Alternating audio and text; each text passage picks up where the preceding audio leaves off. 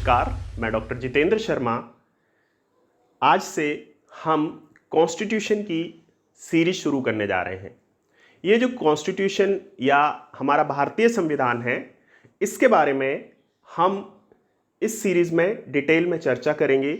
और ये जो लेक्चर्स हैं, ये IAS, state civil services, SSC, banking, railways और व्यापम के एग्ज़ाम्स के साथ साथ जो स्कूल स्टूडेंट्स हैं और कॉलेज के ऐसे स्टूडेंट जो इंडियन पॉलिटी और साथ ही साथ जन सामान्य को भारतीय संविधान के बारे में जानकारी प्रदान करने के उद्देश्य से बनाई जा रही है। फ्रेंड्स, आज इस सीरीज के पहले टॉपिक में हम प्रीएम्बल या प्रस्तावना की चर्चा करेंगे।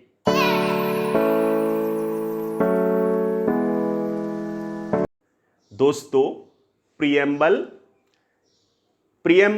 या प्रस्तावना, जैसा कि हम जानते हैं, दुनिया का सबसे पहला लिखित संविधान अमेरिका का है और अमेरिका का संविधान दुनिया का पहला संविधान है जिसकी शुरुआत प्रीएम्बल या प्रस्तावना से हुई थी। हमारे भारतीय संविधान की शुरुआत भी प्रीएम्बल से हुई है। जो प्रीएम्बल है, इसको हमारे एक एमिनेंट जूरिस्ट रहे हैं और कॉन्स्टिट्यूशनल एक्सपर्ट N.A. पालकीवाला, उन्होंने प्रीएम्बल को identity card of the constitution कहा है, यानी संविधान का परिचय पत्र। प्रीएम्बल जो कॉन्स्टिट्यूशन का समरी या इसेंस है, इसीलिए इसे क्या कहा जाता है? संविधान का परिचय पत्र। 13 नवंबर 1946 को पंडित जवाहरलाल नेहरू जी द्वारा, कब? 13 नवंबर 1946 को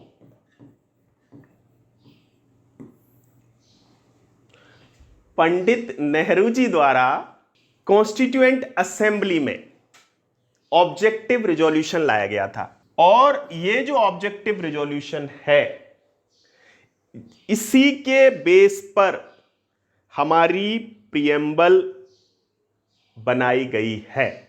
यानी जो प्रीएम्बल है, उसका जो बेस है वो ये ऑब्जेक्टिव रिजोल्यूशन ही है।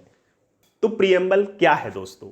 जो इंडियन कॉन्स्टिट्यूशन में प्रीएम्बल है, वो कहता है, we the people of India, most important word, the people of India, having solemnly resolved to constitute India into a sovereign, socialist, secular, democratic republic, and to secure to all its citizens justice, social, economic and political, liberty of thought, expression, belief, faith and worship, equality of status and of opportunity, and to promote among them all fraternity, assuring the dignity of the individual and the unity and integrity of the nation.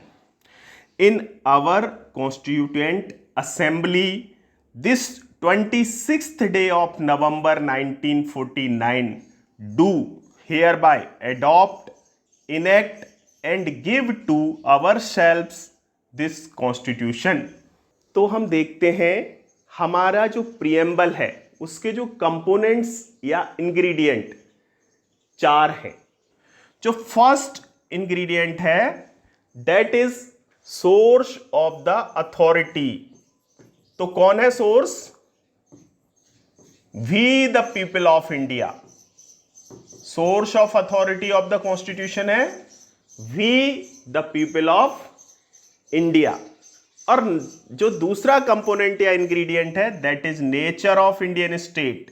यानी जो हमारा nature of Indian constitution है, that is sovereign, socialist, secular, democratic, republic. अब हम यदि third ingredient की बात करें तो that is objective of the constitution. जो हमारा कॉन्स्टिट्यूशन है उसका ऑब्जेक्टिव क्या है? हम ऑब्जेक्टिव की बात करते हैं तो that is justice, liberty, equality and fraternity.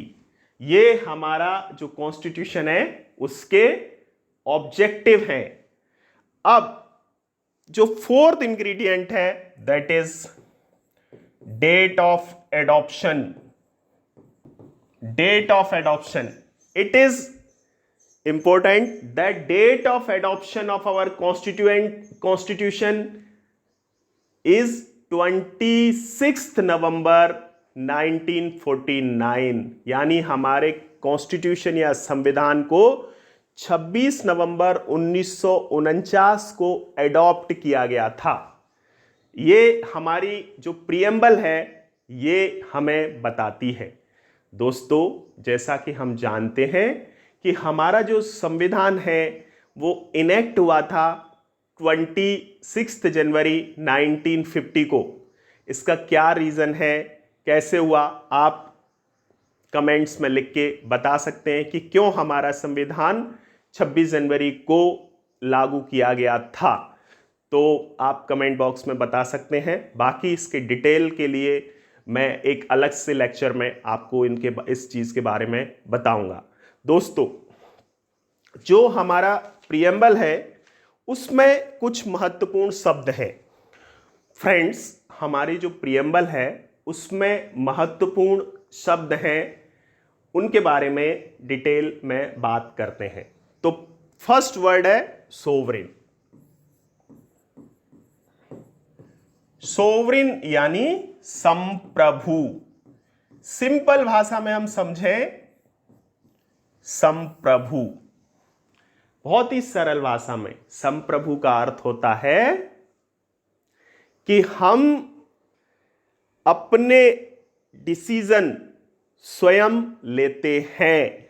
There is no authority above us and we are free to conduct its own affairs. यानी हम अपने सारे डिसीजंस खुद लेते हैं।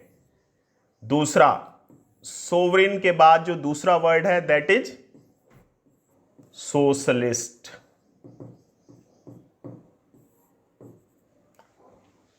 सोशलिस्ट, सोशलिस्ट यानी समाजवाद। ये जो सोशलिस्ट शब्द है ये हमारी प्रीएम्बल में जब हमारा संविधान एडॉप्ट किया गया था तब नहीं था।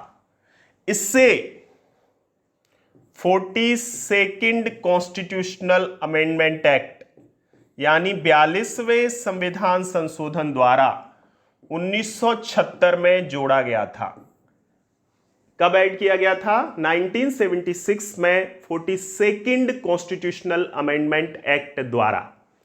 दोस्तों, जो समाजवाद है, हमारा जो सोशलिज्म है वो डेमोक्रेटिक सोशलिज्म है। डेमोक्रेटिक सोशलिज्म यानी लोकतांत्रिक समाजवाद। इसमें हमने मिक्स्ड इकोनॉमी को अपना रखा है। मिक्स्ड इकोनॉमी, मिक्स्ड इकोनॉमी का अर्थ है जहां पर प्राइवेट सेक्टर और पब्लिक सेक्टर को एग्जिस्ट करते हैं। हमारा जो सोशलिज्म है दैट इज डेमोक्रेटिक सोशलिज्म, जिसमें मिक्स्ड इकोनॉमी है, private sector as well as public sector को एग्जिस्ट हेयर। और ये जो डेमोक्रेटिक सोशलिज्म है इसका जो उद्देश्य है वो है पॉवर्टी, इग्नोरेंस, डिजीज और इनइक्वालिटी ऑफ अपॉर्चुनिटी को समाप्त करना। और जो हमारा इंडियन सोशलिज्म है it is a blend of Marxism and Gandhism leaning heavily towards Gandhian socialism. जो मार्क्स और गांधी जी की सोशलिस्टिक विचारधारा थी उसका ब्लेंड है और हैवीली झुका हुआ है गांधीयन सोशलिज्म की तरफ। तो दोस्तों, ये है रिगार्डिंग सोशलिस्ट। नेक्स्ट वर्ड है सेक्युलर। सेक्युलर मीन्स पंथ निरपेक्ष, मीन्स स्टेट किसी भी रिलीजन में कोई इंटरफियर नहीं करेगा, और all religions in our country have the same status and support from the state. Then next word है democratic। जैसा कि हम जानते हैं हमारे यहां इनडायरेक्ट डेमोक्रेसी है, indirect. There are two types of democracy. इसके बारे में डिटेल में मैं आपको नेक्स्ट किसी लेक्चर में बताऊंगा। लेकिन जो हमारी डेमोक्रेसी है वो है इनडायरेक्ट डेमोक्रेसी, जिसमें हमारे चुने हुए प्रतिनिधि हमारे लिए डिसीजन लेते हैं। देन नेक्स्ट इंपॉर्टेंट वर्ड है दैट इज रिपब्लिक। किसी भी डेमोक्रेसी में दो तरीके से क्लासिफिकेशन हो सकता है, that is monarchy and Republic. जो हमारी डेमोक्रेसी है वो रिपब्लिक है। रिपब्लिक का अर्थ है जहां पर head of the state is the elected one, जो राज्य का सर्वोच्च पद होता है, जो हमारे यहां राष्ट्रपति है, वो योग्यता के आधार पर चुना जाता है, न कि वंशानुगत आधार पर उसे ये पद प्राप्त होता है। तो we are democratic as well as republic. यदि हम हमारे जो कॉन्स्टिट्यूशन है उसके ऑब्जेक्टिव्स की बात करें तो ऑब्जेक्टिव में फर्स्ट ऑब्जेक्टिव है justice, justice of social, economic and political. Then justice के बाद नेक्स्ट है लिबर्टी, यानी स्वतंत्रता of thought, expression, belief, faith and worship. आपको ये सब स्वतंत्रताएं हैं, अपना विचार रखने की, फेथ, पूजा करने की, ये सब स्वतंत्रता है। Then next one is equality of status and opportunity and to promote among them all, यानी हम सब समान हैं, वी ऑल आर इक्वल। और इसके लिए फंडामेंटल राइट्स में सिविक इक्वलिटी लाने के लिए कुछ आर्टिकल्स भी हैं, that is equality before law, prohibition of discrimination of on grounds of religion, race, caste, sex और place of birth. Then next article 16 है equality of opportunity in matters of public employment. Article 17 है abolition of untouchability, और article 18 है abolition of titles. ये सब equality के लिए है। देन नेक्स्ट ऑब्जेक्टिव है fraternity. Fraternity means brotherhood, sense of brotherhood means हम सब जो इंडियंस हैं उनके अंदर सेंस ऑफ ब्रदरहुड लाना भी इसका एक ऑब्जेक्टिव है। प्रीएम्बल के बारे में आज इतना ही।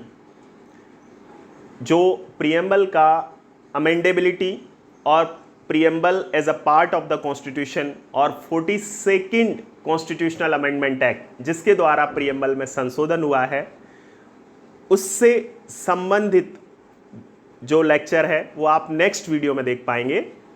दोस्तों, यदि आपको ये वीडियो अच्छा लगे तो इसे शेयर करें, लाइक करें और सब चैनल को सब्सक्राइब करें।